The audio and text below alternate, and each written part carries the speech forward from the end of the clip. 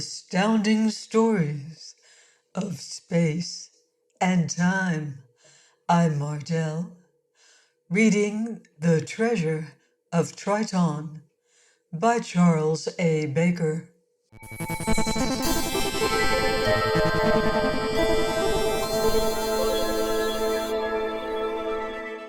Triton was a dead world.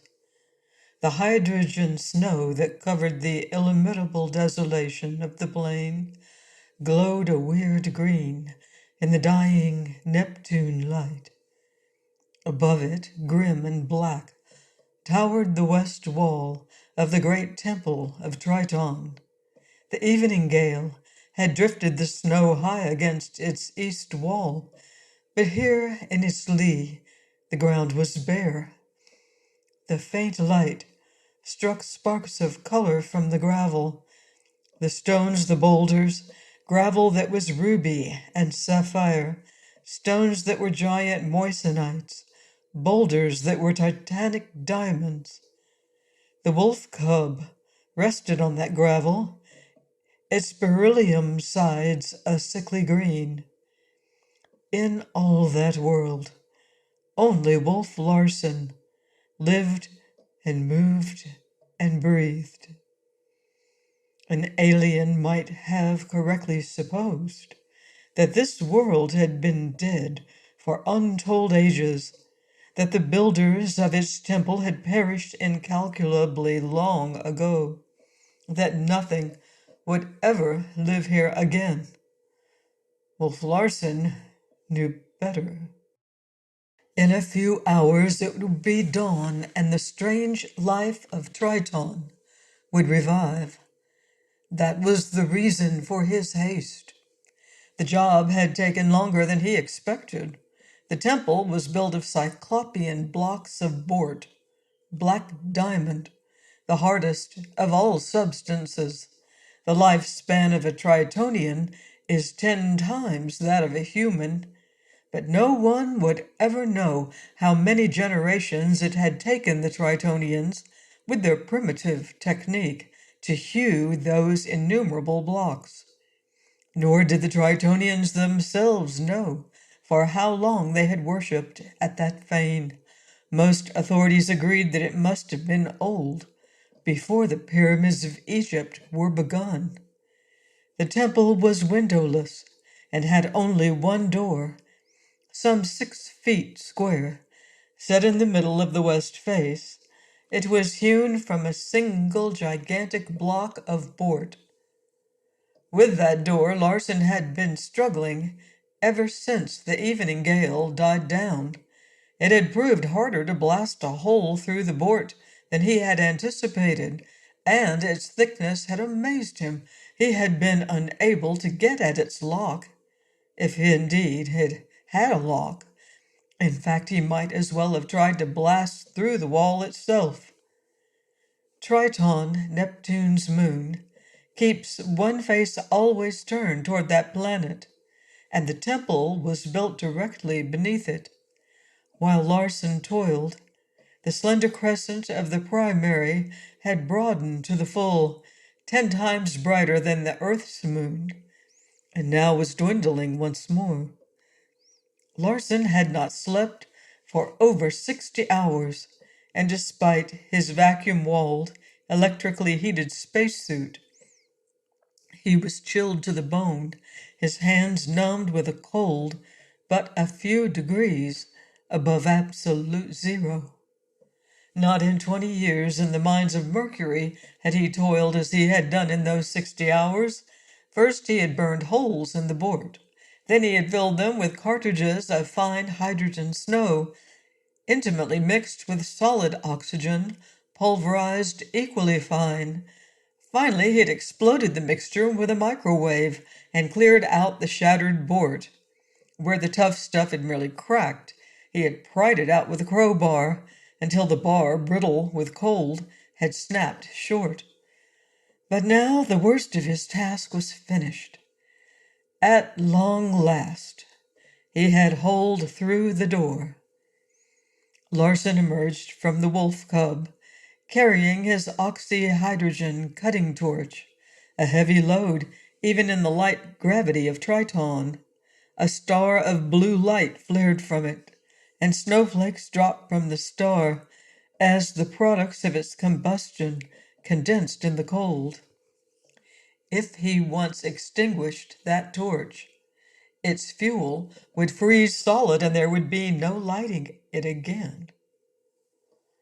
For all his weariness and for all the cold, a fierce exultation fired him.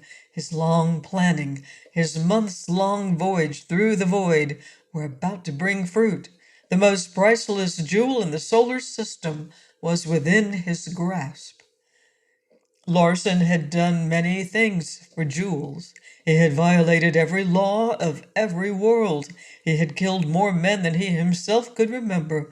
He had stolen meteoric diamonds from Mars, and rubies from Ganymede, emeralds from Titan, and priceless moissanets from Oberon. And these he had hidden well on a nameless asteroid, and they could stay there till the end of time, for all Larsen or anyone else cared. By the time the Interplanetary Patrol caught up with him, and he served a 20-year term in the mines of Mercury, the spacemen had reached Triton, and there they had found rubies and emeralds, diamonds and moissanets, and every gemstone known in the solar system, as common as clay or lime on Earth. And Larsen's carefully hidden jewels were worth as much as so many pebbles. At first, Larsen had come very near to killing himself when he learned that. But a scheme had come to him. There was the Eye of Triton, the great stone which people of Neptune's moon had worshipped for untold Neptunian ages. It was clearly unique on Triton, where all other gems were so abundant. It must be unique in the system. Certainly its historical value. What value the Tritonians themselves set on it could be judged from the immense strength of the temple they had built to guard it. Tradition held that the eye had dropped from the heavens, a meteor, perhaps torn from the heart of Neptune, perhaps from another system. Few humans had ever seen it, and those only from a distance and in the worst of lights. But they agreed that it was transparent white, like a diamond. Moreover, it was set as the eye of a life-size statue of a Tritonian, and the eye of a Tritonian is upwards of 5 inches in diameter. A certain plutocrat of Cyrene had offered Larsen a cool $1,000,000 for the eye, even if it turned out to be nothing but a diamond. For $1,000,000, you could buy everything that Cyrene had to offer, and Cyrene, the pleasure dome on the far side of Earth's moon, offered every pleasure and every luxury that mankind had ever developed. Men could prolong their lives and their vigor indefinitely nowadays if they could afford to pay for all the resources of modern medicine. Best of all, the IPP had no jurisdiction in Cyrene, and the local authorities never bothered any resident of the little planet, provided he was supplied with money enough. It would be doubly pleasant to win such a fortune at the expense of the Tritonians. To be sure, they had never been known to harm anyone, but it was precisely such inoffensive beings that Larsen loathed and despised most bitterly. Besides, he blamed them for the discovery of the gems, which had made his own valueless. In any case, he had gone too far to back down now. Landing on Triton without a license, as he had done, was itself a violation of interplanetary law. Attempted violation of a Tritonian temple was a serious offense. If the patrol caught him, he would spend the rest of his life in the mines of Mercury, and they would be sure to catch him if he failed to get the eye. It wasn't like the good old days when an outlaw could always keep 1,000,000 miles ahead of the patrol. Now every port where he might obtain supplies was too closely watched. Only Cyrene offered a place of refuge, and there only to a man with plenty of money. Larsen smiled grimly. Whatever happened, he was not going back to the mines. There was always one very sure way of cheating the law. He pushed the torch ahead of him through the hole, cautiously. Its exhaust condensed to ice on the cold board. A few projections of the board barred his way. Larsen turned up the torch, directed it on them. The board glowed yellow in the fierce heat as the pure carbon burned, which condensed to dry ice on his spacesuit. When those obstructions were gone, Larsen crawled past into the temple and stood up. A thin powder of snow covered everything. The bluish glare of the torch, reflected from it, suggested but faintly the vastness of the place. Before him crouched a monstrous figure, human-sized but lobster-shaped, its head enormous, its dozen legs many-jointed. Many similar figures lay on the floor, as stiffly motionless, each grasping a massive, double-headed axe. Larsen had to turn up his torch before he could be sure that the crouching figure was indeed the idol he sought, and those others its guardian priests, frozen in the death-like sleep of their kind. Not until dawn could anything awaken them. Dawn, he knew, could not be far off, but he reckoned that it would take some time for its reviving warmth to penetrate the immense thickness of those walls. Cautiously, he wiped the snow off the single enormous eye that occupied the center of the idol's forehead. The eye flashed fire at him, blue-white, transparent, lustrous as a diamond. It had been cut, diamond fashion in many facets, to resemble the many-lensed, insect-like eyes of the Tritonians themselves. The eye was set in a band of cement. Larsen tested that cement with a chisel. He cursed. It was almost as hard as the board from which the idol had been hewn. He dared take no chances on scratching the eye. He turned on his torch full blast and began to cut into the board around the cement, careful to keep the flame away from the eye. Sudden heating might crack that mysterious stone. Larsen worked feverishly, forgetful of time, sweating despite the chill, until he felt a draft on his back. A cold that bit through his spacesuit to his very marrow. Snowflakes were swirling around him. The dawn wind blowing through the hole in the door. On Triton, the hydrogen atmosphere froze every night. From either side, winds rushed in to fill the vacuum, but themselves froze before they had gone far. The eye seemed loose in its socket. Larsen turned down the torch. Cautiously, he grasped the cement. The eye came away in his hand. He was used by now to the low gravity of Triton, but the lightness of the stone surprised him. It seemed as light as pumice. Larsen looked up just in time. The Tritonians were stirring. The wind, so cold to him, was warm to them. It meant air to them. Those great, pale eyes, one to each Tritonian, were fixed on him, glaring with a phosphorescent luster. There was no expression on their gargoyle faces. Their cavernous mouths gaped open, toothless, but rimmed with a razor-sharp horn, like the jaws of a snapping turtle. The snow dropped from them. Their lobster segmented shells were dull black, like the board of the statue. They were closing in on him. He could not tell their numbers. Behind those visible, more kept crowding out of the shadows. As the Tritonians neared him, he saw that they turned their heads away.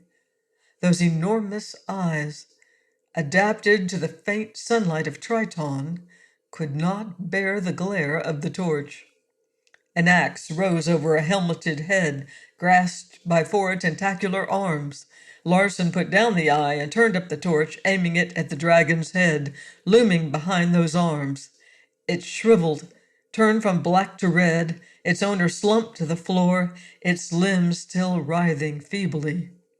Larsen picked up the eye again and started for the door. He moved deliberately, spraying death around him. The Tritonians could not face the blazing heat of the torch or its blinding glare. Some fled in panic. Some retired more slowly. Some stood as if bewildered in his very path, until he burned them out of it. At the door he wheeled to face them, turning down the torch. They started to close in again, and he turned it up, sweeping them at close range. Half a dozen fell.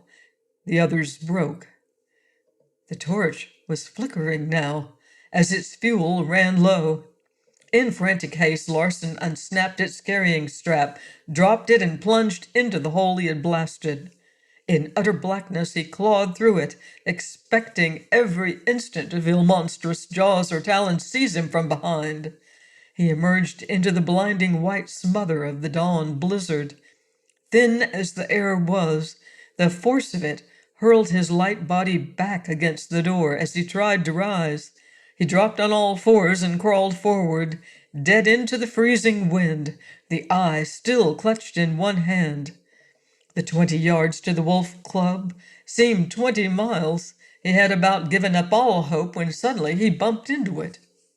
Larsen groped along its smooth side until he found the airlock. As he opened it, the light inside went on automatically. At that precise instant, steely arms wrapped themselves around him. A monstrous face loomed over him, open-jawed. In a frenzy, Larsen thrust out his right hand. Those jaws closed on his wrist. A blazing agony shot up his arm. His own scream echoing from his helmet deafened him. The pain was gone as abruptly as it had come. The face of the Tritonian seemed to melt, to explode. Those arms went limp. The thing collapsed like a punctured balloon. There was no feeling at all in Larsen's hand now. Not daring to look at it, he stumbled through the airlock into the cabin. Even now, he was careful to put the Eye of Triton in the velvet-lined jewel case he had prepared for it before strapping himself into his pilot's seat. Awkwardly, with his left hand, he opened the throttle of the rocket tube, gave the wolf cub 3 gravities acceleration. That was agony to his weary body, but the warmth of the cabin offset the pain. Gingerly, Larsen looked at his right hand. The glove had been torn clean off it. It was dead white, swollen. The swelling, extending to the wrist, had prevented much air escaping from his suit before he could get inside the cabin. The skin was covered with fine, bloodless cracks, but the jaws of the Tritonian had never touched it. The inconceivable cold had instantly frozen every drop of blood and lymph in it, bursting every blood vessel, every capillary, every cell. His hand was dead. Presently, as it thawed, it would rot, turn black, and drop off. Before that, he must get a tourniquet on it. On the other hand, the warm air from the spacesuit escaping into the jaws of the Tritonian had been as fatal to it as the breath of a blast furnace would have been to a human. He'd been lucky after all. The surgeons of Cyrene could graft on a new hand for a price. And he would have that price. In 15 minutes, awkward with his left hand, Larsen had the wolf cub on her course to Luna and could shut off his rocket jet. His right arm was beginning to throb as the nerves thawed. It would give him hell in the months of voyaging before him, and he knew his slender stock of drugs would never last. But as he fixed the tourniquet, the thought of his million was more soothing than any narcotic could have been. Larsen unstrapped himself and shoved over to the jewel case. He blinked down at it incredulously. The charred ring of cement was there, but it no longer enclosed the Eye of Triton. Instead, the case was half filled with a transparent liquid. Larsen dipped a trembling finger into it. It was cold. He carried the finger to his lips. The walls of the tiny cabin echoed to his mad laughter.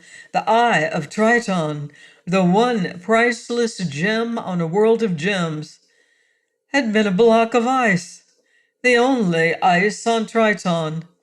The warmth of the cabin had melted it to water worth exactly as much as any other water. Suddenly, Larsen realized he was parched with a feverish thirst.